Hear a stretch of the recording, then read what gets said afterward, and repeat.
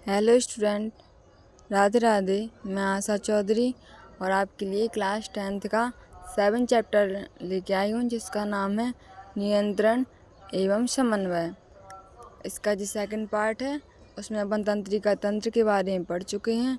यहाँ पे अपन और मेरुरज्जु के बारे में यहाँ पे अपन पढ़ने वाले हैं जंतुओं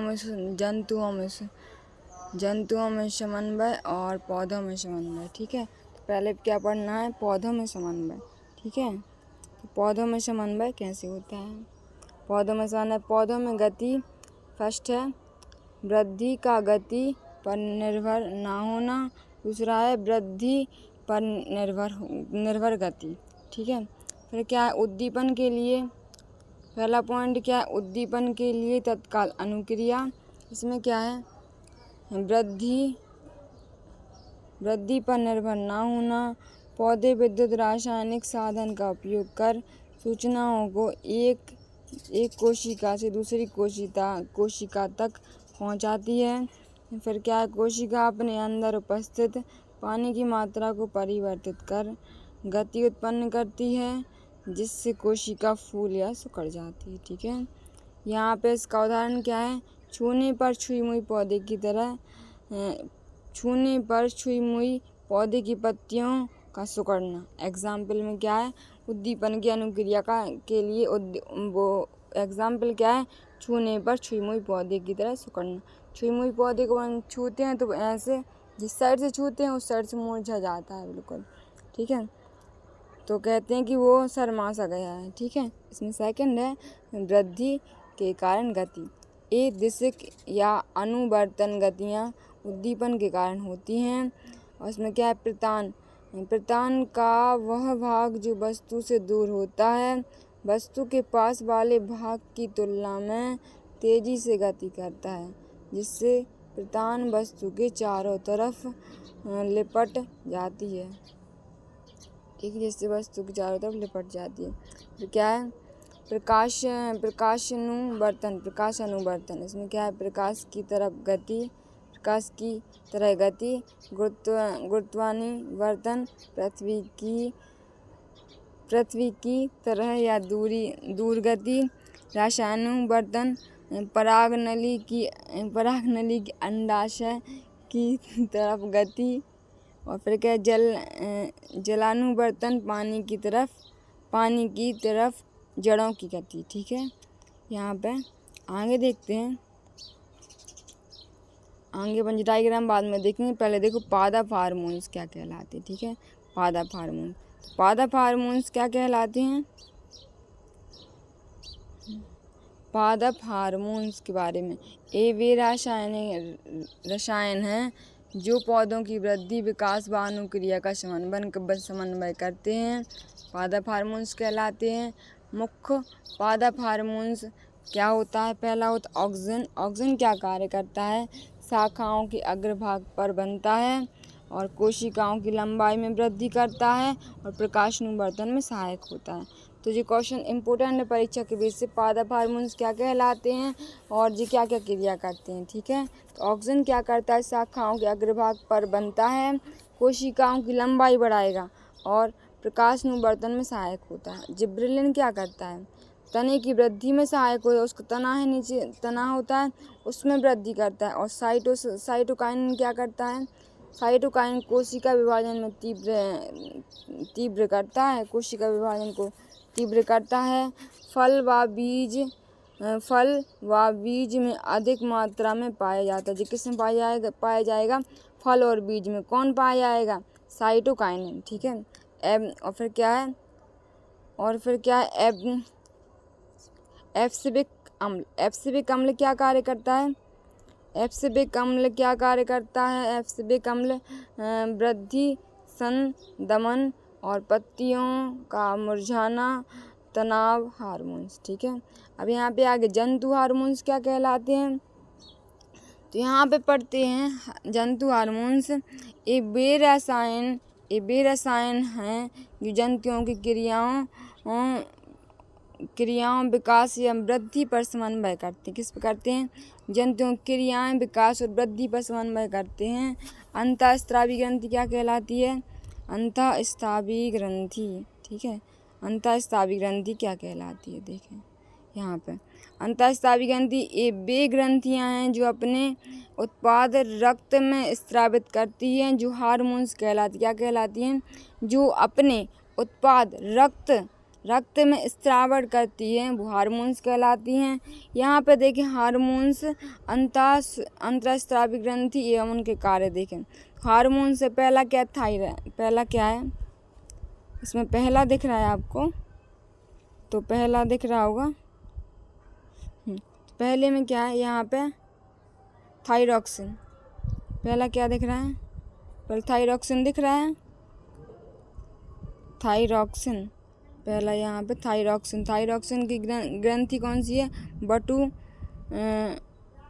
बटु ग्रंथि, स्थान क्या है, गर्दन में होती बटु ग्रंथि। और थायरॉक्सिन कार्य क्या करेगा, कार्बोहाइड्रेट प्रोटीन व वसा का उपाचयन करता है। फिर क्या है, वृद्धि हार्मोन्स की ग्रंथि पीयूष ग्रंथि के अंदर पाया जाता है, जिसे पीयूष ग्रंथि को मास्टर ग्रंथि कहा जाता है। और इसका स्थान कहाँ होता है, मस्तिष्क में होता है, ठीक है। और फिर क्या कार्य क्या करता है, वृद्धि व विकास का नियंत्रण करता है, ठीक है जी। फिर क्या एडिनलिन है, अधिवृत्त है, और इसका स्थान क्या है, वक्र में होता है। और जी क्या करता है, कार्य क्या है, बीपी, हृदय की धड़कन आदि पर नियंत्रण करता है, ठीक है। और थोड़ा सा और यहाँ पे देखो, चौथा इंसुलिन क्या कहलाता है, इंसुलिन कहाँ पाया जाता, अग्नाशय में पाया जाता है और उदर के नीचे। और कार्य क्या करता है, रक्त में शर्करा की मात्रा का नियंत्रण करता है। फिर पांचवा क्या, लिंग हार्मोन्स, सो क्या बोलते हैं, टेस्टोस्टेरोन जो नर में होता है, और एस्ट्रोजन किस में होता है, मादा में होता है। जो वृषण में होता है, जो अंडाशय में, जो वृषण होता है वो टेस्टोस्टेरोन नर में होता है, और जो मादा में एस्ट्रोजन होता है। जी कहाँ होता है, पेट का निचला हिस्सा होता है। यौन आरंभ से संबंधित परिवर्तन लैंगिक परिवर्तन कहलाते हैं। इसको अपन डायग्राम के अकॉर्डिंग समझते हैं, ठीक है, कि जंतु हार्मोन्स कैसे होते हैं, ठीक है जी। यहाँ पे डायग्राम दिया गया है, यहाँ पे देखो मानव की अंतःस्रावी ग्रंथि क्या क्या होती है।